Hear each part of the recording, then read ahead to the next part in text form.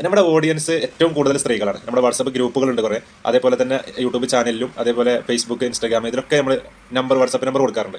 അപ്പോൾ നമ്മുടെ വീഡിയോ കൂടുതലും വരുന്നത് വീട്ടിൽ നിന്ന് കൊണ്ട് വരുമാനം കണ്ടെത്താം, റീസെല്ലിംഗ് ചെയ്യാം, അതുമായിട്ടൊക്കെ ബന്ധപ്പെട്ടായതുകൊണ്ട് തന്നെ ഒരുപാട് മെസ്സേജുകൾ വരും, വാട്സപ്പിൽ മെസ്സേജ് വരും. അപ്പോൾ അതിലൊക്കെ ഇടയ്ക്ക് വരുന്ന ചോദ്യമാണ്, അവർ പറയുന്നൊരു എക്സ്പീരിയൻസ് ആണ്.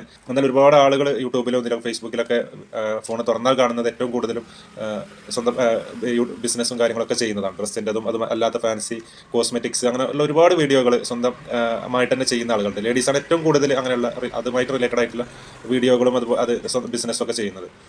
അപ്പോൾ ഇതിങ്ങനെ കാണുന്നുണ്ട്, പക്ഷെ അത് ചെയ്യാൻ നമ്മളെ കൊണ്ട് കഴിയുന്നില്ല. അതിൻ്റെ പ്രധാനപ്പെട്ട ഒരു കാരണം എന്താണെന്ന് വെച്ചാൽ പേടിയാണ്. നമ്മളൊരു സംരംഭം തുടങ്ങിക്കഴിഞ്ഞാൽ അത് പരാജയപ്പെടുക എന്നുള്ളൊരു പേടിയാണ് ആദ്യം തന്നെ നമ്മുടെ മനസ്സിൽ വരിക. അതല്ലെങ്കിൽ മറ്റുള്ളവരുടെ സപ്പോർട്ട് നമുക്ക് കിട്ടും, നമ്മുടെ ഫാമിലിൻ്റെ അവരൊക്കെ സപ്പോർട്ട് കിട്ടുമോ, അങ്ങനെ തുടങ്ങിക്കഴിഞ്ഞാൽ അത് വിജയിക്കോ, സെയിൽസ് ഉണ്ടാവും, അങ്ങനെ പല രീതിയിലുള്ള പേടികളായിരിക്കും. ഈ പേടികളൊക്കെ പാടിടയിൽ നമ്മൾ പിന്നെ ലാസ്റ്റ് ഫൈനലിൽ ഒരു തീരുമാനത്തിലെത്തും, അത് ചെയ്യേണ്ട, അല്ലെങ്കിൽ നമ്മൾക്ക് പറ്റുന്നൊരു പരിപാടിയല്ല എന്നുള്ളത് തോന്നും.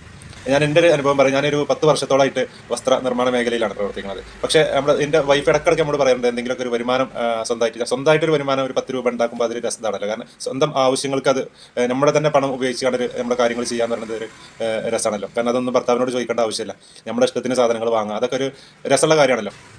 അപ്പോൾ അവൾക്ക് ഒരു സംരംഭം തുടങ്ങണം, എന്തെങ്കിലുമൊക്കെ ഒരു ചെറിയൊരു വരുമാനം കണ്ടെത്തണം എന്ന് പറഞ്ഞപ്പോൾ അതിൻ്റെ ഭാഗമായിട്ടാണ് നമ്മൾ ഈ കോട്ടൺ വില്ലേജ് എന്ന റീറ്റെയിൽ ഷോപ്പ് തുടങ്ങുന്നത്. വൈഫിന് ഞാനും എൻ്റെ ഒരു സുഹൃത്തും പാടെ കൂടിയാണ് തുടങ്ങിയിട്ടുള്ളത്.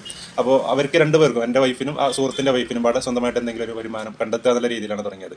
അപ്പോൾ ഞാൻ പറഞ്ഞു വരുന്നത്, അവൾക്കും തന്നെ ഈ മേഖലയിൽ യാതൊരു പരിചയമില്ലാത്ത ആളുകളായിരുന്നു. അപ്പോൾ നമ്മളിത് ഓൺലൈൻ സെയിൽസും കാര്യങ്ങളും ഇതൊക്കെ തുടങ്ങിയപ്പോൾ ഇന്ന് ഏറ്റവും കൂടുതൽ ഓൺലൈൻ സെയിൽസും കാര്യങ്ങളും ഇതെല്ലാം മാനേജ് ചെയ്യുന്നതും നോക്കി നടത്തുന്നതും വൈഫാണ്.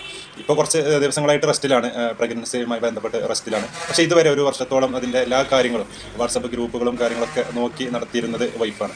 അപ്പോൾ ഞാൻ പറഞ്ഞു വരുന്നത്, ഇത് ആർക്കും ചെയ്യാൻ പറ്റുന്നൊരു കാര്യമുള്ളൂ. പക്ഷേ ഫസ്റ്റ് സ്റ്റെപ്പ് വെക്കുക എന്നുള്ളതാണ് ഇതിൻ്റെ പ്രധാനപ്പെട്ട ഒരു കാര്യം. നമ്മൾ എന്തൊരു കാര്യത്തിനും തുടങ്ങിക്കഴിഞ്ഞാൽ പിന്നെ അത് എങ്ങനെയാണ് ചെറിയ ചെറിയ രീതിയിൽ അത് മുന്നോട്ട് കൊണ്ടുപോകേണ്ടത് എന്നുള്ളത് ഓട്ടോമാറ്റിക്കായിട്ട് നമ്മൾ ചിന്തിച്ചിട്ട് അതിങ്ങനെ മോൾഡ് ചെയ്തുകൊണ്ടേയിരിക്കും. നേരെ മറിച്ച് നമ്മളത് തുടങ്ങാതിരുന്ന് കഴിഞ്ഞാൽ അതൊരു സ്വപ്നം മാത്രമായിട്ടുള്ള അവസാനിക്കുമെന്നല്ലാതെ അതിൽ വേറൊന്നും സംഭവിക്കില്ല.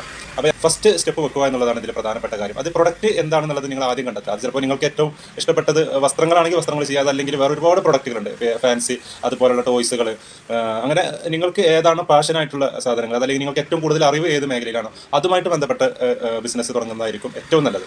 പക്ഷേ പാഷനുള്ള ആളുകൾ, എന്തെങ്കിലുമൊക്കെ ചെയ്യണമെന്ന് പാഷനുള്ള ആളുകളെ സംബന്ധിച്ചിടത്തോളം ഇതൊന്നും ഒരു വിഷയമല്ല. അവരതിലൊക്കെ ഓവർകം ചെയ്ത് പുതിയ പുതിയ കാര്യങ്ങളിലേക്ക് കടക്കും. അപ്പോൾ പുതിയതായിട്ട് ഈ മേഖലയിലേക്ക് കടന്നു വരാൻ താല്പര്യമുള്ളവർക്ക് നമ്മൾക്കറിയുന്ന കാര്യങ്ങളൊക്കെ നമ്മൾ പറഞ്ഞ് കൊടുക്കാൻ തയ്യാറാണ്. അപ്പോൾ പുതിയൊരു വീഡിയോയുമായിട്ട് വീണ്ടും കാണാം. ഇപ്പോൾ ഇതുപോലുള്ള വീഡിയോകളൊക്കെ നിങ്ങൾക്ക് ഇതിൽ പ്രതീക്ഷിക്കാം. നമ്മുടെ അനുഭവങ്ങളും നമ്മുടെ എക്സ്പീരിയൻസും കാര്യങ്ങളൊക്കെ നമ്മൾ ഈ ഒരു ചാനലിലൂടെ ഷെയർ ചെയ്യുന്നതാണ്. പുതിയൊരു വീഡിയോയുമായിട്ട് വീണ്ടും കാണാം.